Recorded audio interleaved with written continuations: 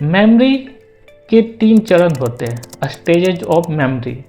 यानी कि जो भी इंफॉर्मेशन सबसे पहले हम लोग देखते हैं वो हमारा माइंड समझता है, ठीक है, उसको इनकोडिंग बोला जाता है। यानी कि जो भी चीज़ें हम देख रहे हैं सेंस ऑर्गन से, यानी कि आँख से देख रहे हैं, हम चीज़ों को कान से सुनते हैं, नाक से स्मेल कर कर इंफॉर्मेशन भी ली जाती है, टच कर कर हम इंफॉर्मेशन लेते हैं।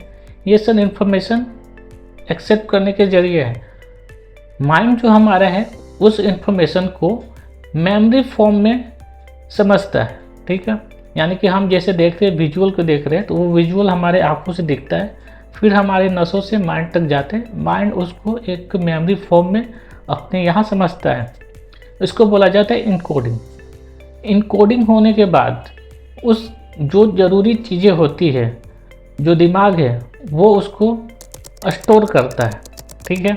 यानी कि जो ज़रूरी चीज़ें होती हैं, जो लगता है कि इस चीज़ों को स्टोर करना चाहिए, भविष्य में इसका यूज हो सकता है, तो दिमाग उसको स्टोर करता है। कौन कौन चीज़ें को स्टोर किया जाता है आगे हम लोग बात करते हैं। स्टोरिंग के बाद रिट्रीवल, यानी कि जब ज़रूरत पड़े तो उस स्टोर इन्फॉर्मेशन में से उस चीज़ों को याद करना ही हम लोग रिट्रीवल बोलते हैं। जैसे आप कोई एग्जामिनेशन की तैयारी कर रहे हैं, आप 6 महीना बहुत अच्छे से पढ़े या साल भर बहुत अच्छे से पढ़े, एग्ज़ाम के दिन जो आप पढ़े वो याद हो जाए, उसको ही बोला जाता है रिकॉल या फिर रिट्रीव करना। ये था स्टेज ऑफ मेमोरी।